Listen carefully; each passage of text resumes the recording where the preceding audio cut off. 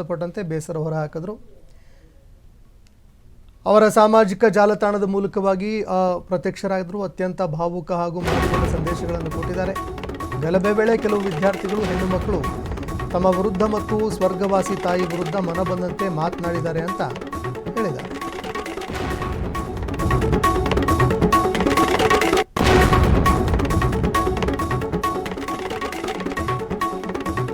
ಇನ್ನು ಆಂಧ್ರಪ್ರದೇಶದ ಆರ್ಥಿಕ ಹಾಗೂ ಪ್ರವಾಸೋದ್ಯಮದ ಭವಿಷ್ಯಕ್ಕೆ ಮಹತ್ತರ ತಿರುವು ಸಿಕ್ಕಿದೆ.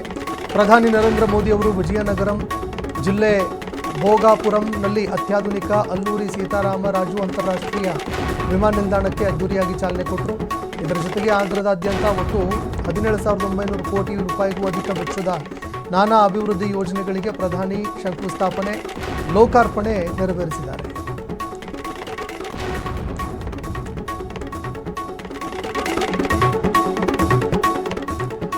ಬಿಡದಿ ಟೌನ್ಶಿಪ್ ವಿರೋಧಿಸಿ ಆಗಸ್ಟ್ 9ರಿಂದ ಜೆಡಿಎಸ್ ಬೃಹತ್ ಪಾದಯಾತ್ರೆಯನ್ನು ನಡೆಸುತ್ತೆ.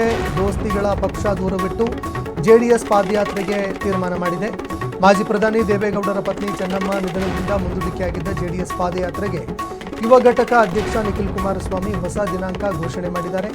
ಅದೇ ರೀತಿ ಜೆಡಿಎಸ್ ಪಾದಯಾತ್ರೆ ಆಗಸ್ಟ್ 9ರಿಂದ ಆರಂಭ ಆಗಿ ಆಗಸ್ಟ್ 11ರವರೆಗೆ ನಡೆಯುತ್ತೆ. 3 ದಿನಗಳ ಪಾದಯಾತ್ರೆ ಪೈಕಿ 1 ದಿನ ಮಾಜಿ ಪ್ರಧಾನಿ ದೇವೇಗೌಡರು ಪಾಲ್ಗೊಳ್ತಾರೆ.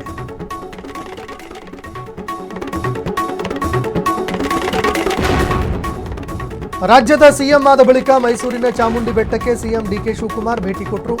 ಚಾಮುಂಡೇಶ್ವರಿ ದೇವಿಗೆ ಪೂಜೆ ಸಲ್ಲಿಕೆ ಮಾಡಿದ ಬಳಿಕ ಮಾತನಾಡಿದ ಸಿಎಂ ಡಿಕೆ ಶಿವಕುಮಾರ್, ರಾಜ್ಯದ ಸಿಎಂ ಆಗಿ ನಾಡಿನ ಅಧಿದೇವತೆ ದರ್ಶನವನ್ನ ಪಡ್ಕೊಂಡಿದ್ದೀನಿ. ಪ್ರಯತ್ನ ವಿಫಲವಾದರೂ ಕೂಡ ಪ್ರಾರ್ಥನೆ ವಿಫಲವಾಗುವುದಿಲ್ಲ ಅನ್ನೋದು ನನ್ನ ನಂಬಿಕೆ. ಚಾಮುಂಡೇಶ್ವರಿ ತಾಯಿ ಆಶೀರ್ವಾದ ರಾಜ್ಯದ ಜನತೆಗೆ ಬೇಕು. ನಾನು ನಂಬಿರುವ ಅಜ್ಜಯ್ಯ ಎಂದಿಗೂ ತನ್ನ ಕೈ ಬಿಡೋದಿಲ್ಲ. ಎಲ್ಲರೂ ಕೂಡ ಸಮಾನತೆಯಿಂದ ಬಾಳುವ ಮೂಲಕವಾಗಿ ರಾಜ್ಯವನ್ನ ಶಾಂತಿಯ ತೋಟವಾಗಿ ಮಾಡೋಣ ಅಂತ ಸಿಎಂ ಹೇಳಿದರು. ಕಾವೇರಿ ನೀರನ್ನ ಹಿಡಿದಿಟ್ಕೊಳ್ಳೋದಕ್ಕೆ ಆಗೋದಿಲ್ಲ. ಗಂಗಾ ಕಾವೇರಿ ತುಂಬಿದ ಎಲ್ರಿಗೂ ಕೂಡ ಒಳ್ಳೆಯದಾಗುತ್ತೆ ಅಂತ ಡಿಕೆ ಶಿವಕುಮಾರ್ ಅವರು ಮಾತಾಡಿದ್ದಾರೆ. ಮೈಸೂರು ಹಾಗೂ ಕಾವೇರಿ ಕೊಳ್ಳದ ರೈತರಿಗೆ ಅತ್ಯಂತ ಸಿಹಿ ಸುದ್ದಿ ಹಾಗೂ ಬಿಗ್ ರಿಲೀಫ್ ಸುದ್ದಿ ಸಿಕ್ಕಿದೆ.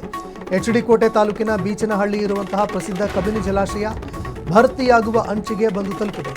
ಜಲಾನಯನ ಪ್ರದೇಶವಾಗಿರುವ ಕೇರಳದ ವಯನಾಡು ಭಾಗದಲ್ಲಿ ಎಡೆ ಬಿಡದೆ ಮಳೆ ಸುರಿತಾ ಇರುವುದರಿಂದಾಗಿ ಕಬಿನಿಗೆ ಒಳಹರಿವಿನ ಪ್ರಮಾಣ ಹೆಚ್ಚಳವಾಗ್ತಾ ಇದೆ. ಪರಿಣಾಮವಾಗಿ ಮೈಸೂರು ಹಾಗೂ ಚಾಮರಾಜನಗರ ಭಾಗದ ಅನ್ನದಾತರು ನಿಟ್ಟುಸಿರು ಬಿಡುವಂತಾಗಿದ್ದು, ರೈತರ ಪಾಲಿಗೆ ಕಬಿನಿ ನಿಜವಾದಂತಹ ಆಪತ್ ಬಾಂಧವನಾಗಿ ಸಾಬೀತಾಗಿದೆ.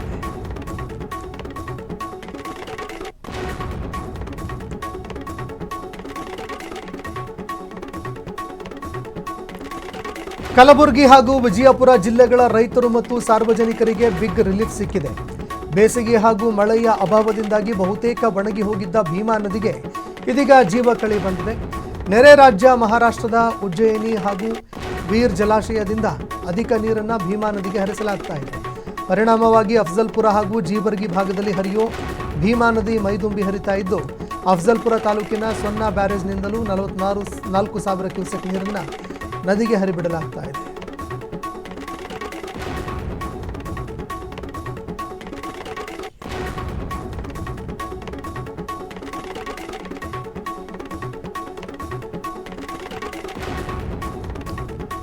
ಮಹಾರಾಷ್ಟ್ರದ ಪಶ್ಚಿಮ ಘಟ್ಟಗಳಲ್ಲಿ ಹರಿತಾ ಇರುವಂತಹ ಪ್ರಳಯಾಂತಕ ಮಳೆ ಭೋರ್ಗರೆತಕ್ಕೆ ಯಾದಗಿರಿ ಜಿಲ್ಲೆ ತತ್ತರಿಸೋಗ್ತಾ ಇದೆ.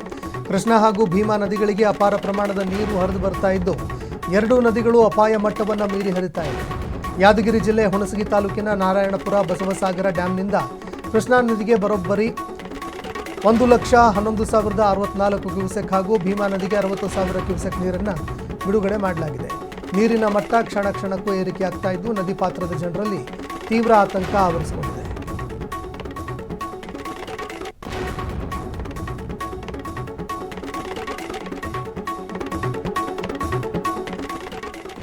ಕಾವೇರಿ ಕಿಚ್ಚು ಉತ್ತರ ಕರ್ನಾಟಕಕ್ಕೂ ಹಬ್ಬಿದೆ. ಚೆನ್ನಮ್ಮ ವೃತ್ತದಲ್ಲಿ ಕರವೇ ಶಿವರಾಮೇಗೌಡ ಬಣದ ಕಾರ್ಯಕರ್ತರು ಅರೆಬೆತ್ತಲೆ ಮೆರವಣಿಗೆಯನ್ನು ಮಾಡಿದ್ದಾರೆ. ಕಾವೇರಿ ನಮ್ಮದು, ಮಹದಾಯಿ ನಮ್ಮದು, ಕೃಷ್ಣ ನಮ್ಮದು ಈ ಅಡಿ ಬರಹದಲ್ಲಿ ಖಾಲಿ ಬಿಂದಿಗೆಯನ್ನು ಹಿಡ್ಕೊಂಡು ಕರವೇ ನೂತನ ಪ್ರತಿಭಟನೆ ಮಾಡಿತು. ರಾಜ್ಯದಲ್ಲಿ ಮುಂಗಾರು ಕೊರತೆ ಹಿನ್ನೆಲೆಯಲ್ಲಿ ನೀರಿನ ಸಮಸ್ಯೆ ಉಂಟಾಗಿದೆ. ಹೀಗಾಗಿ ಯಾವುದೇ ಕಾರಣಕ್ಕೂ ತಮಿಳುನಾಡಿಗೆ ನೀರು ಬಿಡುಗಡೆ ಮಾಡಬಾರದು ಅಂತ ಆಗ್ರಹಿಸಿತು. ಇದೇ 13ರಂದು ನಡೆಯಲಿರುವಂತಹ ಕರ್ನಾಟಕ ಬಂದ್ಗೆ ಬೆಂಬಲ ವ್ಯಕ್ತಪಡಿಸಿರುವಂತಹ ಕರವೇ ಅಂದು ಬೆಳಗಾವಿ ಬಂದ್ ಮಾಡೋದಾಗಿ ಕೂಡ ಎಚ್ಚರಿಸಿದೆ.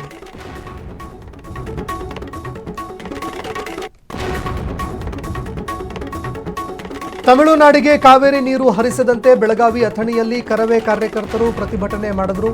ಜೀವರ್ಗಿ ಸಂಕೇಶ್ವರ ರಾಷ್ಟ್ರೀಯ ಹೆದ್ದಾರಿ ಬಂದ್ ಮಾಡಿದಂತಹ ಕರವೇ ಕಾರ್ಯಕರ್ತರು ಕೈಯಲ್ಲಿ ಖಾಲಿ ಕೂಡ ಹಿಡ್ಕೊಂಡು ಪ್ರತಿಭಟನೆ ಮಾಡಿದ್ದಾರೆ. ಆಗಸ್ಟ್ 13ರಂದು ಕರ್ನಾಟಕ ಬಂದ್ ಕರೆ ನೀಡಲಾಗಿದ್ದು, ಬಂದ್ಗೆ ಕರವೇ ಜಿಲ್ಲಾ ಘಟಕ ಬೆಂಬಲ ವ್ಯಕ್ತಪಡಿಸಿದೆ.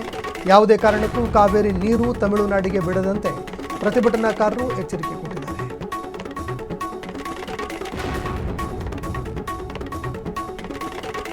ಬಳ್ಳಾರಿಯ ಸಿರಗುಪ್ಪ ತಾಲೂಕಿನ ಹಚ್ಚೊಳ್ಳಿ ಪೊಲೀಸ್ ಠಾಣೆಯಿಂದ ಸಿರಗುಪ್ಪವರೆಗೆ ಮಾಜಿ ಶಾಸಕ ಎಂಎಸ್ ಸೋಮಲಿಂಗಪ್ಪ ನೇತೃತ್ವದಲ್ಲಿ ಕಾರ್ಯಕರ್ತರು ಹೊನ್ನಾರಹಳ್ಳಿ ದಲಿತರ ಮೇಲೆ ನಡೆದಂತಹ ದೌರ್ಜನ್ಯವನ್ನು ಖಂಡಿಸಿ ಪಾದಯಾತ್ರೆ ಮಾಡಿದರು.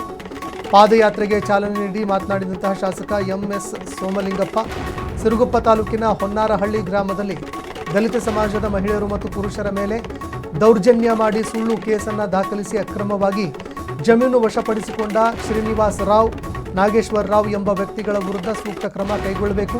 ದಲಿತ ವ್ಯಕ್ತಿಗಳಿಗೆ ಸೇರಿದ ಜಮೀನುಗಳನ್ನು ಸುಳ್ಳು ದಾಖಲೆಗಳನ್ನು ಸೃಷ್ಟಿ ಮಾಡಿ ವಶಕ್ಕೆ ಪಡೆದುಕೊಂಡಿರೋದಲ್ಲದೆ ಅವರ ಮೇಲೆ ದೌರ್ಜನ್ಯ ಮಾಡಿರುವಂಥದ್ದು ನಾಚಿಕೆಗೇಡಿನ ಸಂಗತಿ.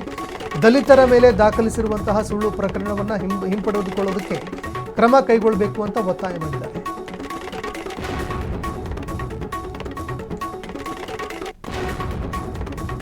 ಚಿತ್ರದುರ್ಗದ ಚಿಕ್ಕಜಾಜೂರಿಂದ ಬಳ್ಳಾರಿ ಮಾರ್ಗದಲ್ಲಿ ರೈಲ್ವೆ ಹಳಿ ಡಬ್ಲಿಂಗ್ ಕಾರ್ಯಕ್ಕೆ ಭೂಸ್ವಾಧೀನ ಕಾರ್ಯ ನಡೆದಿದ್ದು, ರೈತರ ಜಮೀನಿಗೆ ಸರ್ಕಾರ ಸಮರ್ಪಕ ಬೆಲೆ ನೀಡ್ತಾ ಇಲ್ಲ ಅಂತ ರೈತರು ಅಧಿಕಾರಿಗಳ ಕಚೇರಿ ಮುಂಭಾಗದಲ್ಲಿ ಆಕ್ರೋಶ ವ್ಯಕ್ತಪಡಿಸಿದರು.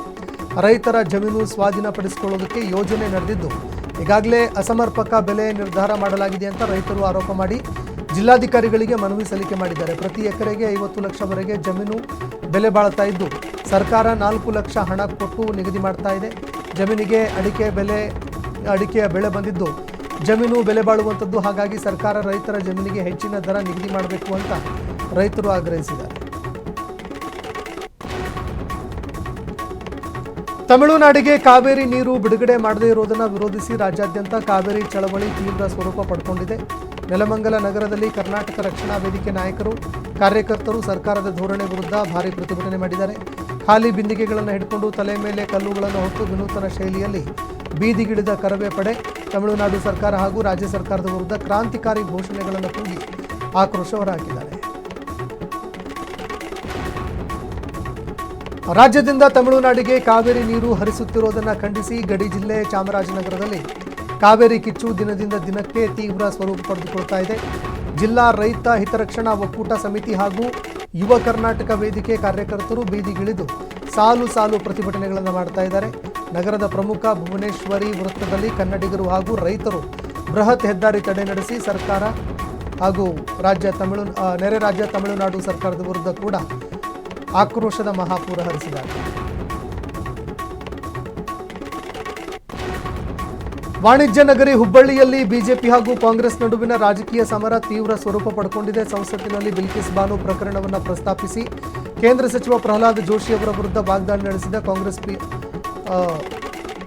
ಸಂಸದೆಯಾಗಿರುವಂತಹ ಪ್ರಿಯಾಂಕಾ ಗಾಂಧಿ ಅವರ ಹೇಳಿಕೆಯನ್ನು ಖಂಡಿಸಿ ಬಿಜೆಪಿ ಯುವ ಮೋರ್ಚಾ ಕಾರ್ಯಕರ್ತರು ಪ್ರತಿಭಟನೆ ಮಾಡಿದರು. ಹುಬ್ಬಳ್ಳಿ ಧಾರವಾಡ ಮಹಾನಗರ ಜಿಲ್ಲಾ ಯುವ ಮೋರ್ಚಾ ನೇತೃತ್ವದಲ್ಲಿ ನಡೆದಂತಹ ಈ ಹೋರಾಟದಲ್ಲಿ ಪ್ರಿಯಾಂಕಾ ಗಾಂಧಿ ಸೇರಿದಂತೆ ಕಾಂಗ್ರೆಸ್ನ ನಾಯಕರ ವಿರುದ್ಧ ಬಿಜೆಪಿ ಕಾರ್ಯಕರ್ತರು ಧಿಕ್ಕಾರವನ್ನು ಕೂಗಿ ಆಕ್ರೋಶ ಹೊರಹಾಕಿದ್ದಾರೆ.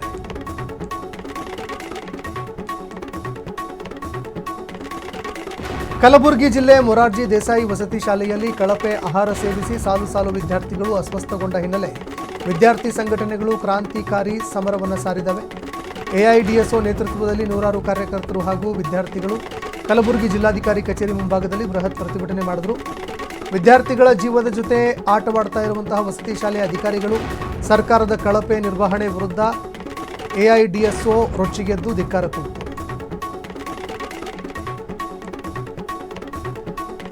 ಕೊಡಗು ಜಿಲ್ಲೆಯಲ್ಲಿ ಕಡಲ ಮಕ್ಕಳನ್ನ ಕಂಗಾಲುಗೊಳಿಸುತ್ತಿರುವಂತಹ ಗಾಳಿ ಮಳೆ ಆರ್ಭಟ ಮುಂದುವರಿತಾ ಇದೆ.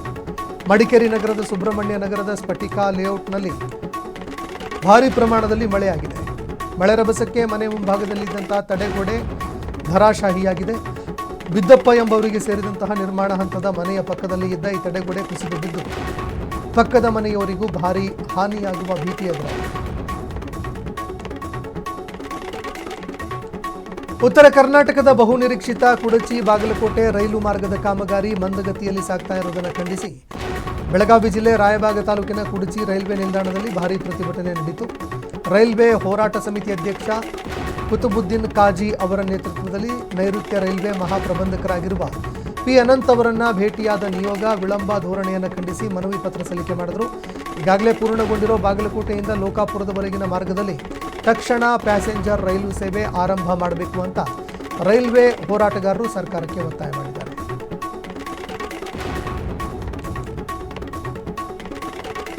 ರಾಜ್ಯ ಕಾಂಗ್ರೆಸ್ನಲ್ಲಿ ಸಚಿವ ಸ್ಥಾನದ ರೇಸ್ ತೀವ್ರ ಕುತೂಹಲಕಾರಿ ಹಂತಕ್ಕೆ ತಲುಪಿದೆ. ಈಗ ಜಮೀರ್ ಅಹಮದ್ ಖಾನ್ಗೆ ಸಚಿವ ಸ್ಥಾನ ನೀಡಬೇಕು ಅಂತ ಎಐಸಿಸಿ ಪ್ರಧಾನ ಕಾರ್ಯದರ್ಶಿ ಕೆಸಿ ವೇಣುಗೋಪಾಲ್ ಅವರು ಹೈಕಮಾಂಡ್ ನಾಯಕರ ಮೇಲೆ ಭಾರಿ ಒತ್ತಡ ಹೇರ್ತಾ ಇದ್ದಾರೆ. ರಾಹುಲ್ ಗಾಂಧಿ ಹಾಗೂ ಎಐಸಿಸಿ ಅಧ್ಯಕ್ಷ ಮಲ್ಲಿಕಾರ್ಜುನ್ ಖರ್ಗೆ ಅವರ ಬಳಿ ಜಮೀರ್ ಪರ ಬಲವಾಗಿ ಲಾಬಿ ನಡೆಸಿರುವಂತಹ ವೇಣುಗೋಪಾಲ್ ಕೇರಳದಲ್ಲಿ ಮೈತ್ರಿಕೂಟ ಅಧಿಕಾರಕ್ಕೆ ಬರೋದಕ್ಕೆ ಹಾಗೂ ಕಠಿಣ ಕ್ಷೇತ್ರಗಳಲ್ಲಿ ಜಮೀರ್ ಅಭ್ಯರ್ಥಿಗಳನ್ನು ಗೆಲ್ಲಿಸಿದ್ದಾರೆ ಅನ್ನೋ ಕಾರಣವನ್ನು ಕೊಟ್ಟು ಮಂತ್ರಿಗಿರಿ ಕೊಡಿಸೋದಕ್ಕೆ ಕಸರತ್ತು ಮುಂದುವರೆಸಿದ್ದಾರೆ.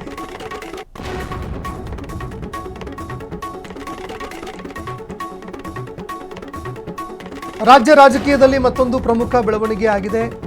ಸುದೀರ್ಘ ದಿನಗಳ ಕಾಲ ಪರಪ್ಪನಾಗ್ರಹಾರ ಕೇಂದ್ರ ಕಾರಾಗೃಹದಲ್ಲಿ ಇದ್ದ ಕಾಂಗ್ರೆಸ್ ನಾಯಕ ಹಾಗೂ ಮಾಜಿ ಸಚಿವ ವಿನಯ್ ಕುಲಕರ್ಣಿ ಅವರು ಕೊನೆಗೂ ಜೈಲಿನಿಂದ ಬಿಡುಗಡೆಯಾಗಿದ್ದಾರೆ. ಹೈಕೋರ್ಟ್ ಷರತ್ತುಬದ್ಧ ಜಾಮೀನು ಮಂಜೂರು ಮಾಡಿದ ಹಿನ್ನೆಲೆ ಬಿಡುಗಡೆ ಪ್ರಕ್ರಿಯೆ ಪೂರ್ಣಗೊಂಡು ವಿನಯ್ ಕುಲಕರ್ಣಿ ಜೈಲಿನಿಂದ ಹೊರಗಡೆ ಬಂದಿದ್ದಾರೆ.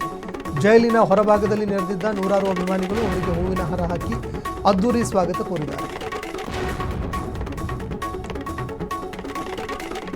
ರಾಜ್ಯದ ಶಾಲಾ ಕಾಲೇಜು ವಿದ್ಯಾರ್ಥಿಗಳ ಆರೋಗ್ಯ ಕಾಪಾಡುವ ನಿಟ್ಟಿನಲ್ಲಿ ಕರ್ನಾಟಕ ಆರೋಗ್ಯ ಇಲಾಖೆ ಮಹತ್ವದ ಆದೇಶ ಹೊರಡಿಸಿದೆ. ಶಾಲಾ ಕಾಲೇಜು ಆವರಣ ಸುತ್ತಮುತ್ತಲಿನ 50 ಮೀಟರ್ ವ್ಯಾಪ್ತಿಯಲ್ಲಿ ಯಾವುದೇ ರೀತಿ ಜಂಕ್ ಫುಡ್ ಮಾರಾಟ ಮಾಡೋದನ್ನು ಸಂಪೂರ್ಣವಾಗಿ ನಿಷೇಧ ಮಾಡಲಾಗಿದೆ. ಮಕ್ಕಳಲ್ಲಿ ಸಣ್ಣ ವಯಸ್ಸಿನಲ್ಲಿ ಉತ್ತಮ ಆಹಾರ ಪದ್ಧತಿ ಬೆಳೆಸೋದಕ್ಕೆ ಬೊಜ್ಜು ಸೇರಿದಂತೆ ಹಲವಾರು ಆರೋಗ್ಯ ಸಮಸ್ಯೆಗಳನ್ನು ತಡೆಯೋದಕ್ಕೆ ಈ ಕಠಿಣ ಕ್ರಮ ಕೈಗೊಳ್ಳಲಾಗಿದೆ.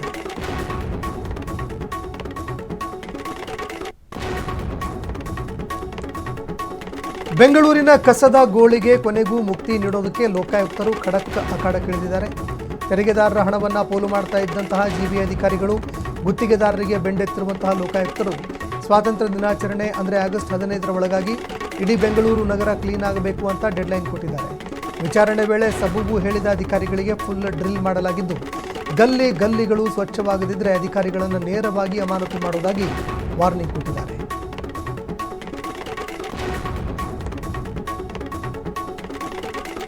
ಬೆಂಗಳೂರನ್ನ ತ್ಯಾಜ್ಯ ಮುಕ್ತ ಹಾಗೂ ಸ್ವಚ್ಛ ನಗರವನ್ನಾಗಿ ಮಾಡುವ ಆಶಯದೊಂದಿಗೆ ಪೂರ್ವ ನಗರ ಪಾಲಿಕೆ ವತಿಯಿಂದ ಅತ್ಯಂತ ಮಹತ್ವದ ತ್ಯಾಜ್ಯದಿಂದ ಸ್ವಾತಂತ್ರ್ಯ ಅಭಿಯಾನಕ್ಕೆ ಕೆಆರ್ ಪುರಂನಲ್ಲಿ ಅಧಿಕೃತ ಚಾಲನೆ ನೀಡಲಾಗಿದೆ.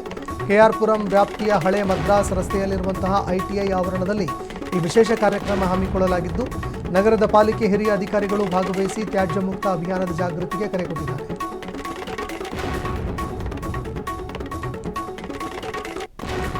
ಮಂಡ್ಯ ಜಿಲ್ಲೆಯಲ್ಲಿ ಕಾವೇರಿ ನೀರಿಗಾಗಿ ಮತ್ತೊಂದು ವಿಶಿಷ್ಟ ಮಾದರಿ ಹೋರಾಟ ಸದ್ದು ಕೇಳಿಬರುತ್ತಾ ಇದೆ. ಸರ್ಕಾರ ಕದ್ದು ಮುಚ್ಚಿ ತಮಿಳುನಾಡಿಗೆ ಕಾವೇರಿ ನೀರು ಹರಿಸ್ತಾ ಇದೆ ಎಂಬ ಶಂಕೆ ವ್ಯಕ್ತವಾಗಿದ್ದು ಈ ಕಳ್ಳಾಟವನ್ನು ಸಾರ್ವಜನಿಕವಾಗಿ ಬಯಲಿಗೆಳೆಯುವುದಕ್ಕೆ ಶ್ರೀರಂಗಪಟ್ಟಣ ಯುವಕ ಅಭಿಷೇಕ್ ಎಂಬುವರು ನೇರವಾಗಿ ಕಾವೇರಿ ಅಖಾಡಕ್ಕೆ ಧುಮುಕಿದ್ದಾರೆ. ಸಂಗಮದಲ್ಲಿ ಹರಿಯುವಂತಹ ಕಾವೇರಿ ನದಿ ಮಧ್ಯಭಾಗದಲ್ಲಿರೋ ಬೃಹತ್ ಬಂಡೆಗೆ ಬಣ್ಣದಿಂದ ಗುರುತು ಮಾಡಿ ಸರ್ಕಾರದ ನಡೆ ಮೇಲೆ ನಿಗಾ ವಹಿಸುವುದಕ್ಕೆ ವಿನೂತನ ಹೆಜ್ಜೆ ಇಟ್ಟಿದ್ದಾರೆ.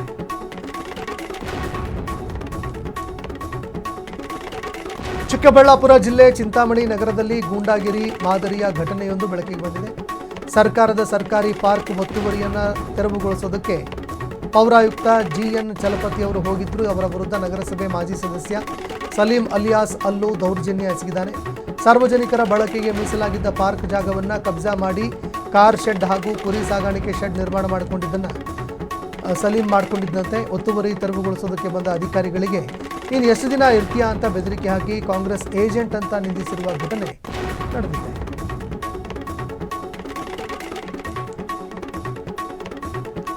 ಬೆಂಗಳೂರಿನಲ್ಲಿ ಆನ್ಲೈನ್ ಜಾಹೀರಾತು ವೀಕ್ಷಣೆ ಹೆಸರಲ್ಲಿ ನಡೆದಿದ್ದ ಭಾರೀ ನೆಟ್ವರ್ಕ್ ವಂಚನೆ ಜಾಲ ಇಡಿ ಬಂಪ್ ಮಾಡಿದೆ.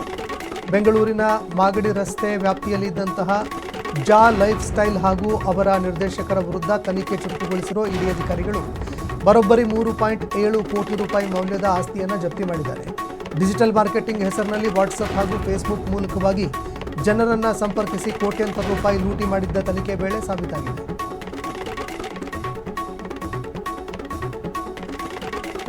ಹೋಟೆಲ್, ರೆಸ್ಟೋರೆಂಟ್ ಸೇರಿದಂತೆ ಇನ್ನಿತರೆ ವಾಣಿಜ್ಯ ಉದ್ಯಮಗಳಲ್ಲಿ ಬಳಕೆ ಮಾಡಲಾಗುವ ಸಿಲಿಂಡರ್ಗಳ ಬೆಲೆಯಲ್ಲಿ 202 ರೂಪಾಯಿ ಕಡಿತಗೊಳಿಸಲಾಗಿದೆ. ಮಧ್ಯಪ್ರಾಚ್ಯ ಯುದ್ಧ ವಿರಾಮದ ಬಳಿಕ ಎರಡನೇ ಬಾರಿಗೆ ಅಡುಗೆ ಅನಿಲ ಇಳಿಸಲಾಗಿದೆ. 19 ಕೆಜಿ ವಾಣಿಜ್ಯ ಸಿಲಿಂಡರ್ ದರ 202 ರೂಪಾಯಿ ಕಡಿಮೆ ಮಾಡಲಾಗಿದೆ. ಬೆಂಗಳೂರಿನಲ್ಲಿ 3021 ರೂಪಾಯಿ ಇದ್ದಂತಹ ವಾಣಿಜ್ಯ ಸಿಲಿಂಡರ್ ಬೆಲೆ ದರ ಇದೀಗ 2819ಕ್ಕೆ ಇಳಿಕೆಯಾಗಿದೆ. ಕಾಮನ್ವೆಲ್ತ್ ಗೇಮ್ಸ್ನಲ್ಲಿ ಭಾರತದ ಪರಾಕ್ರಮ ಮುಂದುವರಿತಾ ಇದೆ. ಒಂದೇ ದಿನ 6 ಪದಕ ಗೆಲ್ಲುವ ಮೂಲಕವಾಗಿ ಭಾರತೀಯರು 2 ಚಿನ್ನ, 2 ಬೆಳ್ಳಿ ಹಾಗೂ 2 ಕಂಚಿನ ಪದಕಗಳನ್ನು ಗೆದ್ದಿದ್ದಾರೆ. ಜುಡೋದಲ್ಲಿ ಅಸ್ಮಿತಾ ಡೇ, ಹರ್ಷ ಸಿಂಗ್ಗೆ ಚಿನ್ನದ ಪದಕ ಸಿಕ್ಕಿದ್ರೆ, ಜುಡೋದಲ್ಲಿ ಯಾಮಿನಿ ಮೌರ್ಯ ಬೆಳ್ಳಿ ಪದಕವನ್ನು ಪಡೆದುಕೊಂಡಿದ್ದಾರೆ. ಜಾವೆಲಿನ್ ಥ್ರೋನಲ್ಲಿ ನೀರಜ್ ಚೋಪ್ರಾ ಬೆಳ್ಳಿ ಹಾಗೂ ಯಶ್ವೀರ್ ಸಿಂಗ್ ಕಂಚಿನ ಪದಕದ ವಿಜೇತರಾಗಿದ್ದಾರೆ. ಪದಕ ಪಟ್ಟಿಯಲ್ಲಿ ಭಾರತ 5 ಚಿನ್ನ, 16 ಬೆಳ್ಳಿ, 6 ಕಂಚಿನ ಪದಕಗಳನ್ನು ಪಡೆದುಕೊಂಡಿದೆ.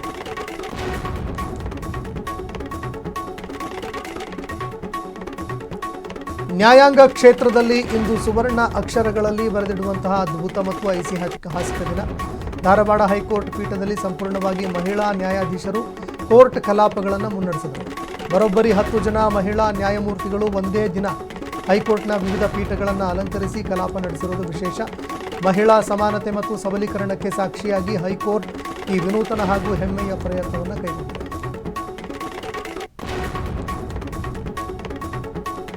ನಾಳೆ ಧಾರವಾಡದಲ್ಲಿ ಪೊಲೀಸ್ ಕಾನ್ಸ್ಟೇಬಲ್ ಹುದ್ದೆಗೆ ಪರೀಕ್ಷೆ ನಡೆಯಲಿದೆ. ಪರೀಕ್ಷೆ ವೇಳೆ ಯಾವುದೇ ಅಕ್ರಮ ನಡೆಯದಂತೆ ಕಟ್ಟುನಿಟ್ಟಿನ ಕ್ರಮಕ್ಕೆ ಪೊಲೀಸ್ ಇಲಾಖೆ ಸೂಚಿಸಿದೆ. ಜಿಲ್ಲಾಧಿಕಾರಿ R Snehal, police commissionerate N Shashikumar, ಜಿಲ್ಲಾ ಎಸ್ಪಿ ಗುಂಜನ್ ಆರ್ಯ ನೇತೃತ್ವದಲ್ಲಿ ಸ್ಪರ್ಧಾಳುಗಳಿರುವಂತಹ ಪ್ರದೇಶಗಳಿಗೆ ಜೆರಾಕ್ಸ್ ಸೆಂಟರ್, ಲೈಬ್ರರಿಗಳಿಗೆ ಭೇಟಿ ನೀಡಿ ಜಾಗೃತಿ ಮೂಡಿಸಲಾಗಿದೆ. ಇದೇ ವೇಳೆ ಅಭ್ಯರ್ಥಿಗಳಿಗೂ ಕೂಡ ಪರೀಕ್ಷೆಯಲ್ಲಿ ಅಕ್ರಮ ನಡೆಸದಂತೆ ಪೊಲೀಸರು ಅಧಿಕಾರಿಗಳಿಗೂ ಕೂಡ ಎಚ್ಚರಿಕೆ ನೀಡಿದ್ದಾರೆ. ಕಲಬುರಗಿ ಜಿಲ್ಲೆ ಇತಿಹಾಸದ ಪುಟಗಳಿಗೆ ಮತ್ತೊಂದು ಐತಿಹಾಸಿಕ ಮೈಲುಗಲ್ಲು ಸೇರ್ಪಡೆಯಾಗಿದೆ. ಕಮಲಾಪುರ ತಾಲೂಕಿನ ಹೊಳಕುಂದ ಗ್ರಾಮದ ಶ್ರೀ ರುಕ್ಮಿಣಿ ವಿಠ್ಠಲ್ ದೇವಸ್ಥಾನದ ಆವರಣದಲ್ಲಿ ಸಿಸಿ ರಸ್ತೆ ನಿರ್ಮಾಣಕ್ಕೆ ಜಾಗ ಅಗೆಯುತ್ತಿದ್ದ ಸಂದರ್ಭದಲ್ಲಿ ಅತ್ಯಂತ ಪ್ರಾಚೀನ ಹಾಗೂ ಅಪರೂಪದ ಸೂರ್ಯನಾರಾಯಣ ದೇವರ ಶಿಲಾಮೂರ್ತಿಯೊಂದು ಸಾರ್ವಜನಿಕರ ಕಣ್ಣಿಗೆ ಬಿದ್ದಿದೆ. ಕಪ್ಪು ಶಿಲೆಯಲ್ಲಿ ಕೊರೆಯಲಾಗಿರುವಂತಹ ಈ ಭವ್ಯ ಮೂರ್ತಿಯನ್ನು ಕಂಡ ತಕ್ಷಣ ಗ್ರಾಮಸ್ಥರು ಪೂಜೆ ಸಲ್ಲಿಕೆ ಮಾಡಿದ್ದಾರೆ. ಇತಿಹಾಸ ಸಂಶೋಧಕರು ಇದು ರಾಷ್ಟ್ರಕೂಟರ ವೈಭವಯುತ ಆಳ್ವಿಕೆ ಕಾಲದ ಶ್ರೇಷ್ಠ ಶಿಲೆ ಅಂತ ಪ್ರಾಥಮಿಕವಾಗಿ ಅಭಿಪ್ರಾಯಪಟ್ಟಿದ್ದಾರೆ. ಅಕ್ಷರ ಕಲಿಯೋದಕ್ಕೆ ಬರುವ ಮುಗ್ಧ ಮಕ್ಕಳ ಜೀವದ ಜೊತೆ ಶಿಕ್ಷಣ ಇಲಾಖೆ ಆಟವಾಡ್ತಾ ಇದೆಯಾ ಅನ್ನೋ ಅನುಮಾನ ಮೂಡ್ತಾ ಇದೆ.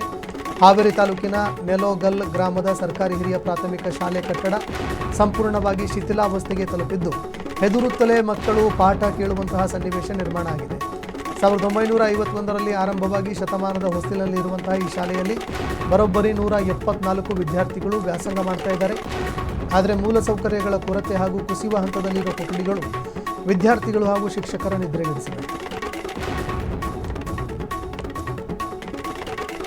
ಅಸ್ಸಾಂನಲ್ಲಿ ಭಾರೀ ಪ್ರವಾಹದ ಹಿನ್ನೆಲೆಯಲ್ಲಿ ಉದ್ಯಮಿ ಹಾಗೂ ರಾಯಲ್ ಚಾಲೆಂಜರ್ಸ್ ಬೆಂಗಳೂರು ಕೋ ಓನರ್ ಅನನ್ಯ ಬಿರ್ಲಾ ಅವರು ಪ್ರವಾಹ ಪೀಡಿತ ಪ್ರದೇಶಗಳಿಗೆ ಭೇಟಿ ನೀಡಿ ಪರಿಹಾರ ಕಾರ್ಯಗಳ ಮೇಲ್ವಿಚಾರಣೆ ನಡೆಸಿದರು. ಅಲ್ಲದೆ ಸಂಕಷ್ಟಕ್ಕೆ ಸಿಲುಕಿರುವ ಸಂತ್ರಸ್ತ ಸಮುದಾಯಗಳಿಗೆ ಅಗತ್ಯ ನೆರವು ಮತ್ತು ಬೆಂಬಲ ಕೂಡ ಕೊಟ್ಟಿದ್ದಾರೆ. ಇದನ್ನು ನೋಡಿದ ನೆಟ್ಟಿಗರು ಮೆಚ್ಚುಗೆ ವ್ಯಕ್ತಪಡಿಸಿದ್ದಾರೆ.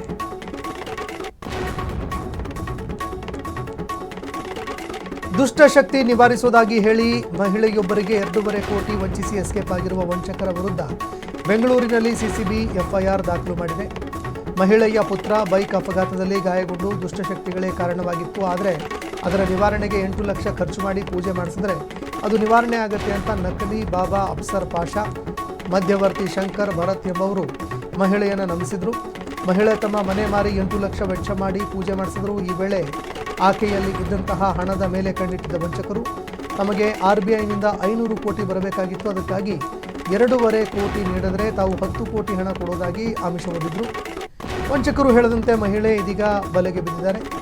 ಭರತ್ ಅಂತ ಹೆಸರಿಟ್ಟುಕೊಂಡಿರುವಂತಹ ದೇವರಾಜ್ ಹಲವಾರು ಮಂದಿಯನ್ನು ಇದೇ ರೀತಿ ವಂಚನೆ ಮಾಡಿದ್ದಾನೆ ಅಂತ ಮಹಿಳೆ ಕಣ್ಣಿಟ್ಟಿದ್ದಾರೆ.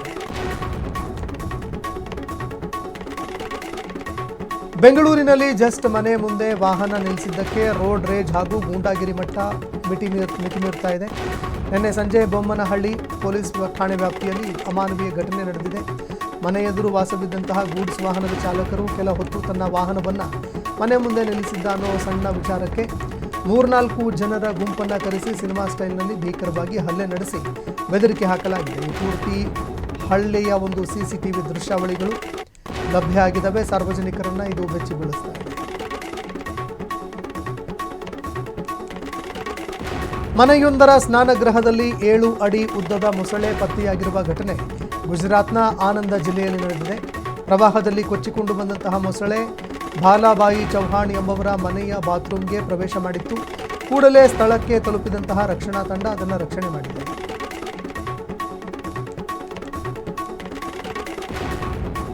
ನೆರೆ ರಾಜ್ಯ ಕೇರಳದಲ್ಲಿ ನಿರಂತರವಾಗಿ ಸುರಿತಾ ಇರುವ ಭಾರೀ ಮಳೆಗೆ ಇಡೀ ಮಲೆನಾಡು ಭಾಗ ತಡಕಾಡ್ತಾ ಇದೆ. ಇಡುಕ್ಕಿ ಹಾಗೂ ಕೊಟ್ಟಾಯಂ ಜಿಲ್ಲೆಗಳಲ್ಲಿ ಸಂಭವಿಸಿದ ಪ್ರತ್ಯೇಕ ಭೂಕುಸಿತ ಹಾಗೂ ಮಳೆ ಅನಾಹುತಗಳಿಗೆ 3 ದುರ್ಮರಣಕ್ಕೀಡಾಗಿದ್ದಾರೆ. ಇನ್ನು ಮಿತಿ ಮೀರಿ ನೀರು ಹರಿತಾ ಇರೋದ್ರಿಂದಾಗಿ ಪ್ರಮುಖ ನದಿ ಸಂಪರ್ಕಗಳೆಲ್ಲವೂ ಕೂಡ ಜಲಾವೃತ ಆಗಿದ್ದಾವೆ. ಜನಜೀವನ ತೀವ್ರ ಅಸ್ತವ್ಯಸ್ತವಾಗಿದೆ.